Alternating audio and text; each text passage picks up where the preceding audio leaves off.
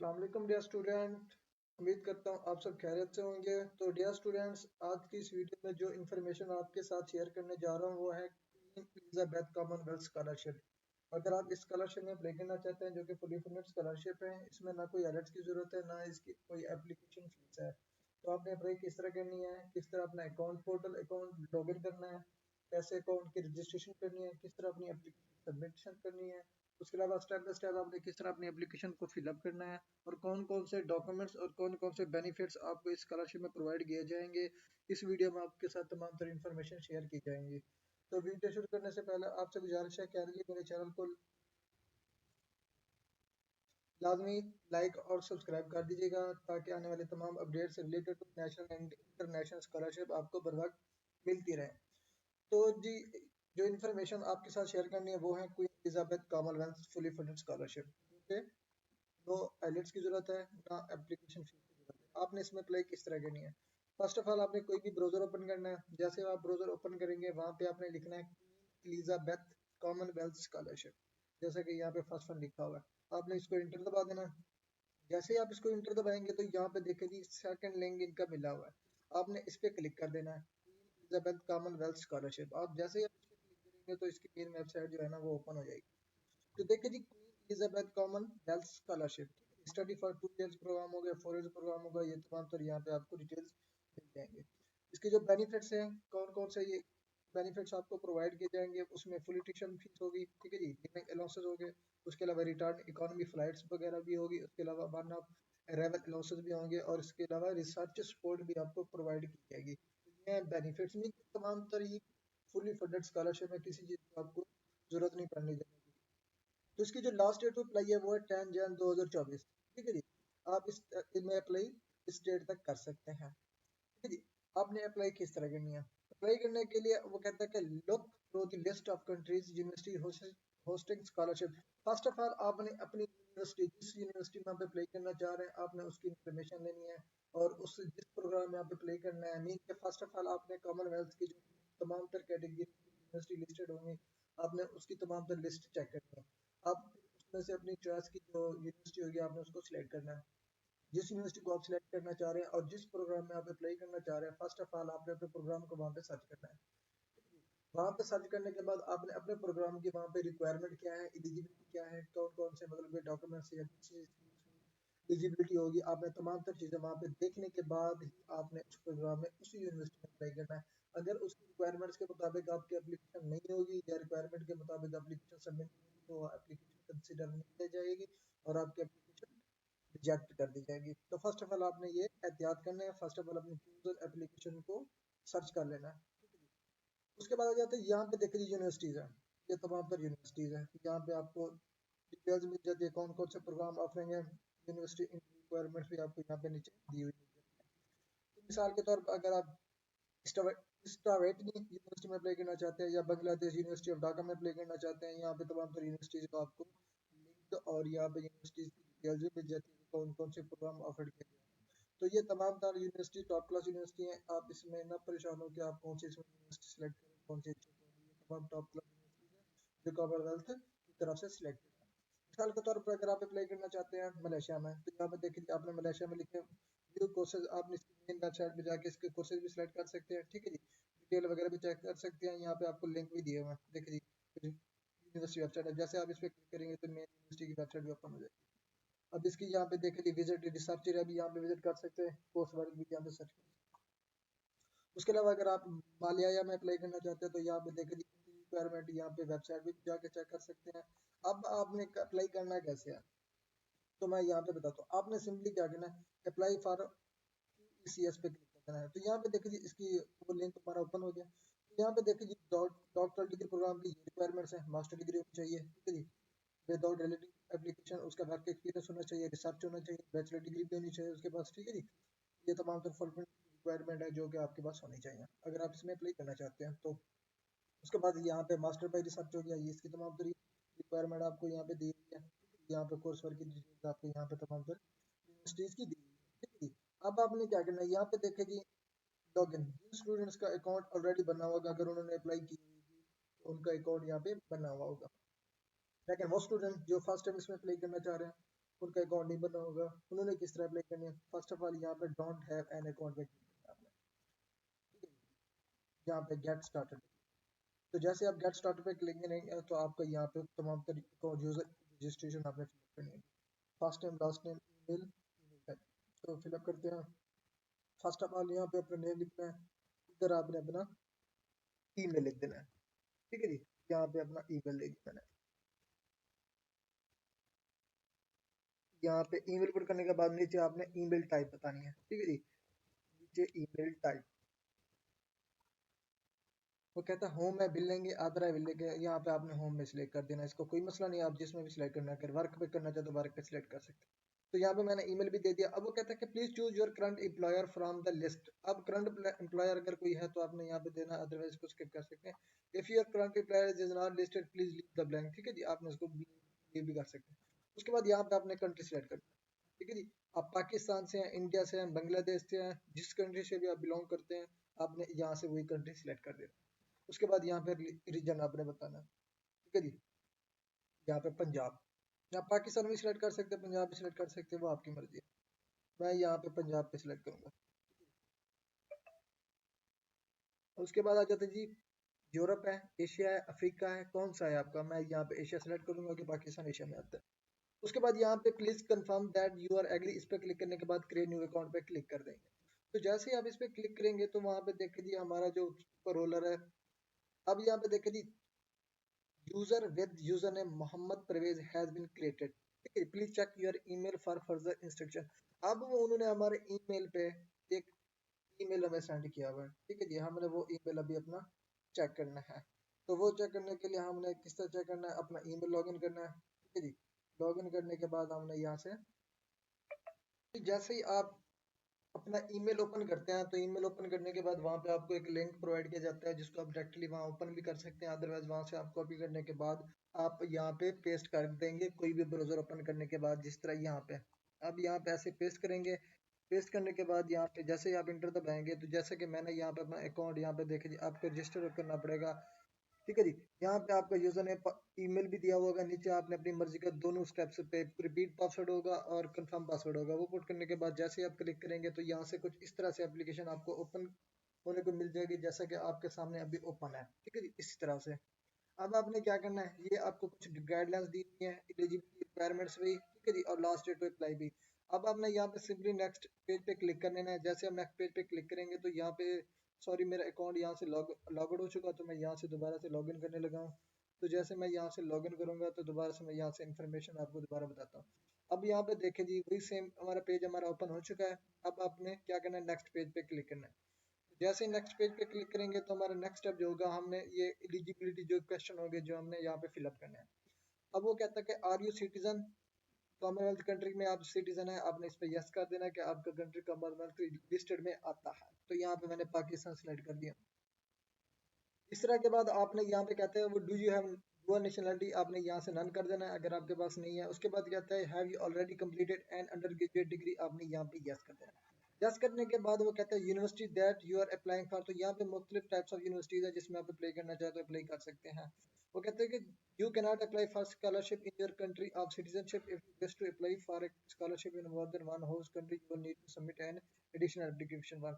तो मैं यहाँ से अप्लाई करना चाहता हूँ यूनिवर्सिटी ऑफ मलाया में। तो यहाँ पे मैंने इसकी यूनिवर्सिटी की तमाम तर डिटेल्स चेक करी, रिक्वायरमेंट भी चेक करी। इसको अब मैंने सेलेक्ट करने के बाद यहाँ पे सिंपली नेक्स्ट पेज पे क्लिक करूंगा तो यहाँ से मैं अप्लाई करने लगा हूँ यूनिवर्सिटी ऑफ मलाया में। तो देखिए जी, अब नेक्स्ट स्टेप हमारे पास आ चुका है personal details and contact details का। अब यहाँ पे हमने टाइटल सेलेक्ट करना है। यहाँ पे मैं टाइटल सेलेक्ट कर लूंगा मिस्टर का। ठीक है जी, यहाँ पे मिस्टर का इधर।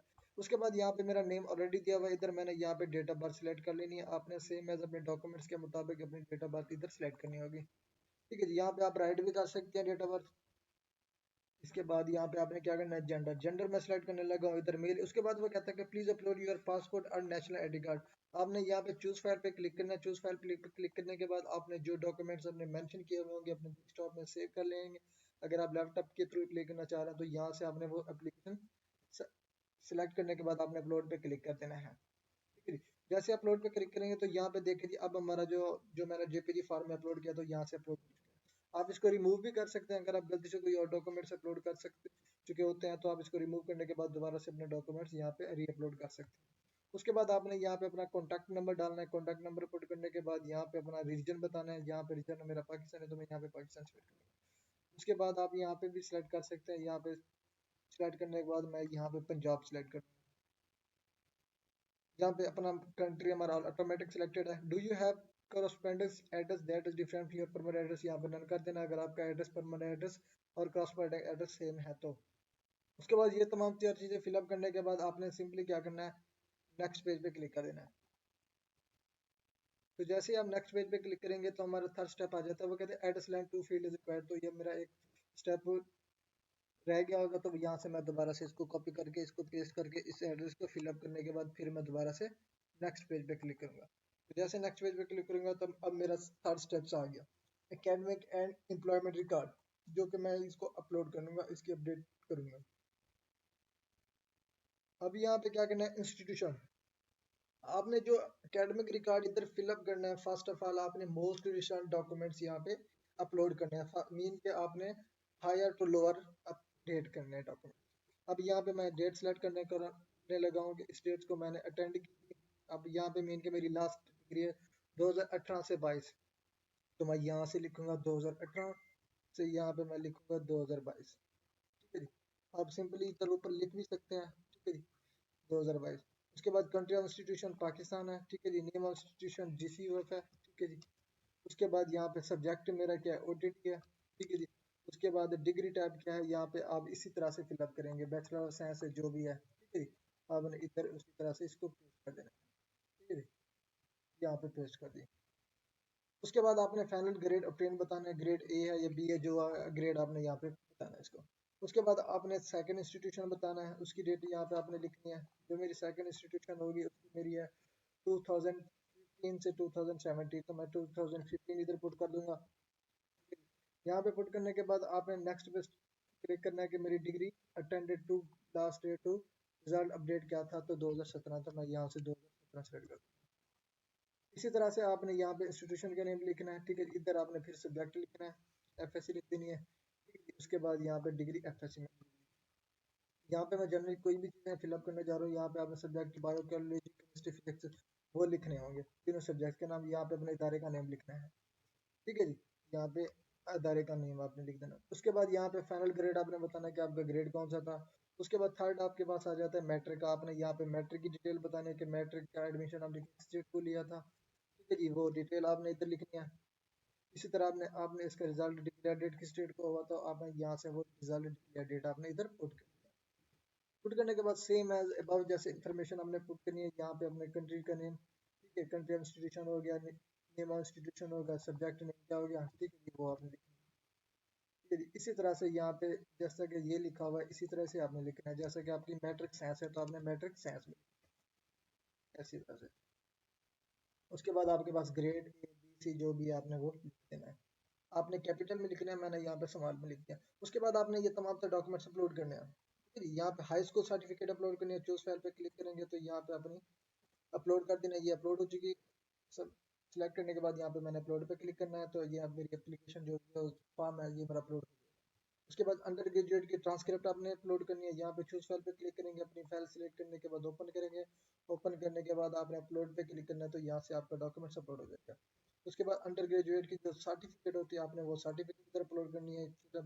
सिलेक्ट करने के बाद यहाँ पे अपलोड पे क्लिक करेंगे। ठीक है, उसके बाद जाते हैं एम्प्लॉयमेंट रिकॉर्ड। अगर आपके पास है कहते हैं please expand the heading below to provide a complete employment record for most recent oldest if you have more than 3 employers begin with most recent. अगर आपके पास एम्प्लॉयमेंट रिकॉर्ड है तो आपने यहाँ पे वो डिटेल्स आपने बतानी है, अदरवाइज हम इसको नेक्स्ट स्टेप पे। क्योंकि हमारा अगर एम्प्लॉयमेंट रिकॉर्ड नहीं है तो हमारे जरूरी नहीं है कि हम इसको फिलअप करें।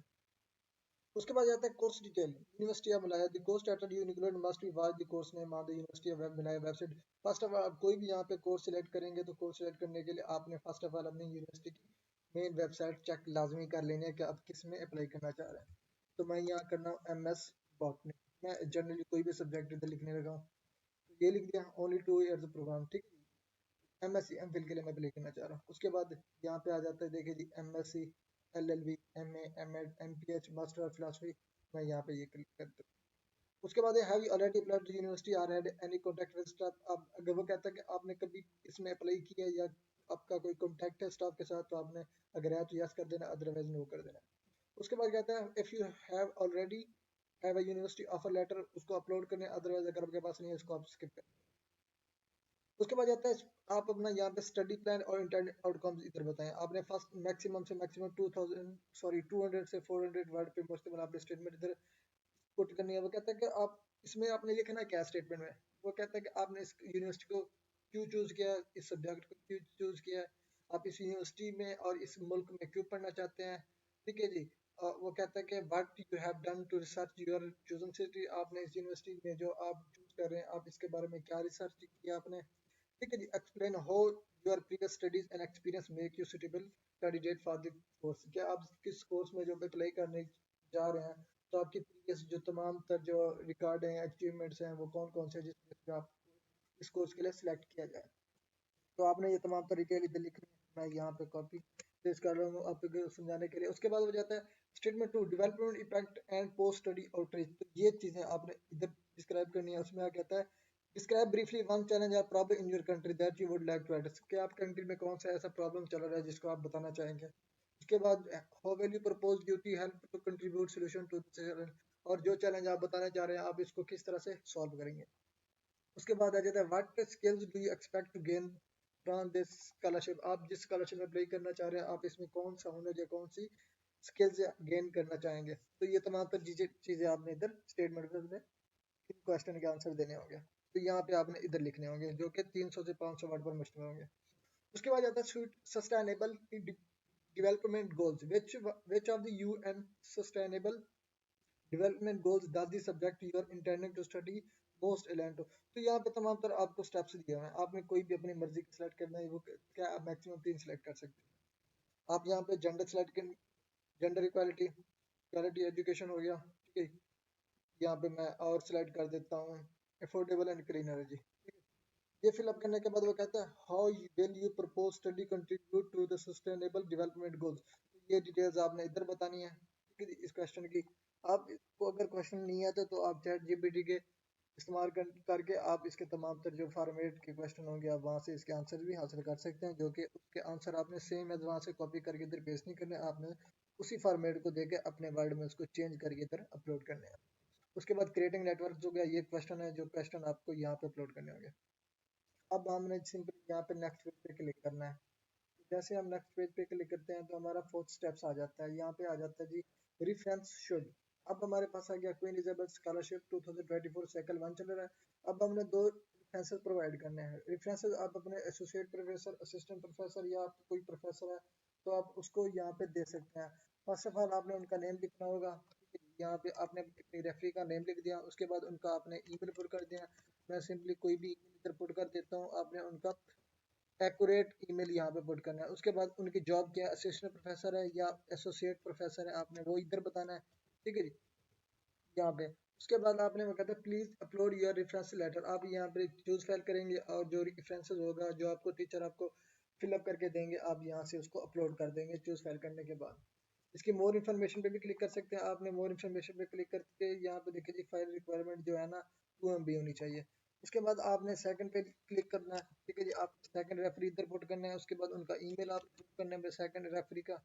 तो सेकंड रेफरी का आपने ईमेल आपने एक्यूरेटली पुट करना है ताकि तमाम तरह इन्फॉर्मेशन जो वहाँ यूनिवर्सिटी की तरफ से आपके रेफरी को शेयर की जाएंगी तो वो एक्यूरेट होना चाहिए। यहाँ पे दोबारा से मैंने एसोसिएट प्रोफेसर या असिस्टेंट प्रोफेसर का रेफरी पुट करना है तो इधर मैंने उनका जो रेफरेंस लेटर होगा वो यहाँ से अपलोड कर दूंगा। ठीक है जी, यहाँ पे अपलोड कर दूंगा। इधर अपलोड पे क्लिक करने के बाद ये मेरे डॉक्यूमेंट्स अपलोड हो जाएगा। तो देखो जी दोनों रेफरेंसेस भी मेरे अपलोड हो चुके हैं। अब मैं यहाँ पे सिंपली नेक्स्ट पेज पे क्लिक करूंगा रेफरी को फिलअप करने के बाद।